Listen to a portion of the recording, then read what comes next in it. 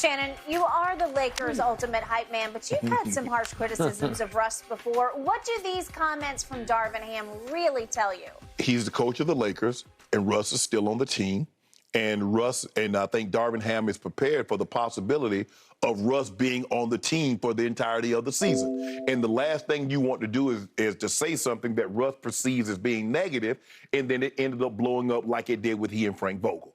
So I think Darvin Ham is saying exactly what he should say, is that we're going to try to find the best possible way to use Russ to maximize the ability that he has. We're going to put him in a lot of different things. There are things that he does really well, and we're going to try to accentuate that. There are things that, if he doesn't do something particularly well, we're going to try to stay away from that. But we're going to try to play to what he does really well and see if we can get maximum value out of him, because as of right now, Skip, he's still on the team. So for me, I don't like the idea of Russ shooting three. Russ is a career 30.5 three-point shooter.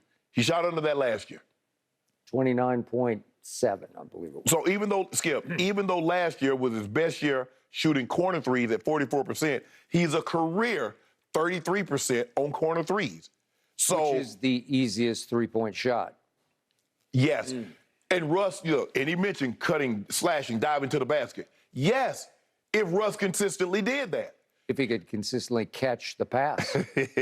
So, for me, Skip, look, I just think Darvin is being a great coach. He's coming in. He understands that he's been tasked. There's a great chance that you're probably going to have to coach this guy for the next season. He's already extended the olive branch. Like Magic said, they've gone to dinner several occasions. They've had great conversations, I'm assuming.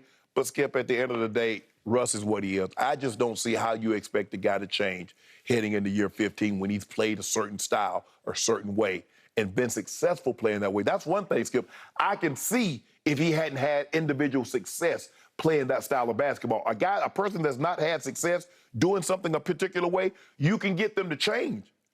What's Russ going to change? He's been an MVP. He's been an all-NBA player. He's averaged a triple-double. Top 75 all time. So what exactly am I changing, and why am I changing it?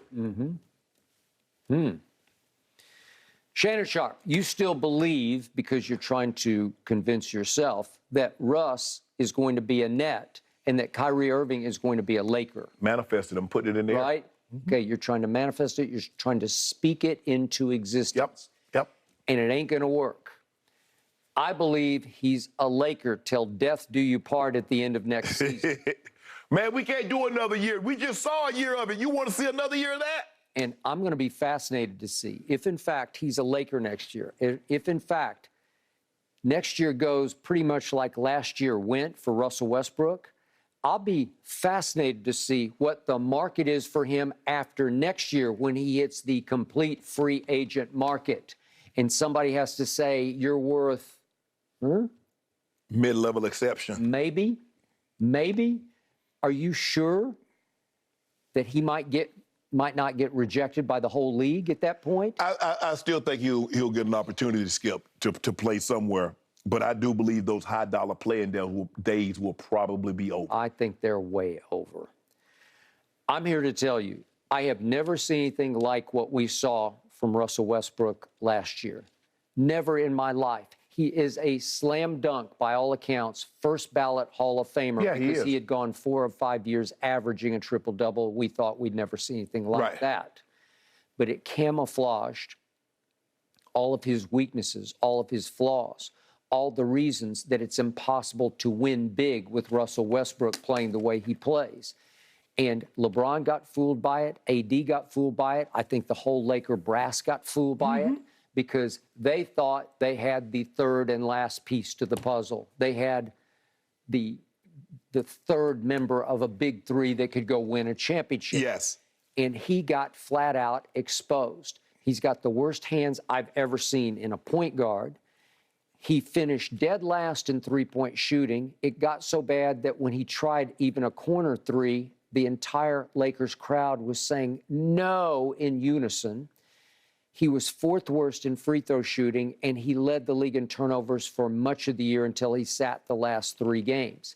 It's a lethal combination of statistics that even LeBron James, having the greatest 19th season year that you could ever have, could not overcome. No. And with the injuries that went in with AD and some LeBron, they finished 33-49. But the biggest culprit there is this guy, Wes Brick, right? Because that's just pure bricks. And the thing was, Skip, like, well, if you take LeBron, go look at his numbers when he played without LeBron. That was his opportunity for him to get back to being Russ with no Bron and no AD. How did it work out? Well, to LeBron's credit and AD's credit, I thought they were trying to support Russ publicly much of the year because they kept saying, let's let Russ be Russ. Yes. And then in his exit interview, Russ is with the media. Right. When he was asked about LeBron and AD supporting him about let Russ be Russ, Westbrook's answer was, well, that wasn't true. Let's be honest about it. Was he allowed to be Russ, be himself? Very rarely. He said there were times and spurts, but I was just trying to find my way, honestly. Well, that's pretty much throwing LeBron and AD under bus to me. Skip, Russ, did you actually think, let this sink in for just a second, did you actually think you were going to be able to play the exact same way that you've played the line since KD left? And when you thought you were going to be able to play that way with LeBron and AD. So you're going to have the ball. Your usage rate's going to be in the 30s like it's been when you were in OKC. Is that what you were thinking? Yes. That's the only way he does think. He's delusional. Well, he's like what my mother used to say I was growing up. She would say, you're bullheaded. Well, he's bullheaded, too, yes, because he becomes bull in China. And that's the problem. Just China's breaking everywhere, right? And that's the problem, Skip. Because he's so stubborn, because he's so unwilling, sometimes the things that make us great is our greatest weakness. And Russ cannot change the way he plays and be effective. There are very few people that can. But some people say, you know what? In order for us to win, because Russ feels that his value is in the triple-double. And if he's not getting that, he has no value. And so when I hear Darvin says that, you know, hey, he's going to play defense. What? But you're going to ask a guy that's not known for defense to play defense in year 15. We saw what happened last year, Skip, when they had those old guys trying to play defense that's never been asked to play defense. How did that work out? Yep. Layup after layup. Did you see a top 75 player last year? No. How many days do we come in and watch a Westbrook blooper reel of either turnovers or missed shots with clown music underneath it because it qualified. It warranted clown music. Yeah. Okay? So is Darvin Ham just trying to re-ingratiate himself publicly with Russ, or is he trying to re-hype his trade value? Because I think it's unhypeable. Yeah, no, you can't hype that. No, you can't hype that. Okay. There's no way you can package to make it more palatable. Okay. Skip, I've seen it. Every GM has seen Russ play in person. Everybody's seen the tape. Yeah. He is what he is. Okay, so to your point, I believe that Darvin Ham has been tasked, to use your word. It's been mandated. He has been commissioned as the central focus of his job. You fix and figure out Russell Westbrook. It's unfixable. I agree with you, but that's why I don't envy Darvin Ham. They were not going to be able to patch up the Titanic. I don't care how soon they got there, it was going down. He is the Titanic. I agree. So there is no fixing. He's not going to change. He's not going to suddenly see the light at this advanced stage of his career. Nope.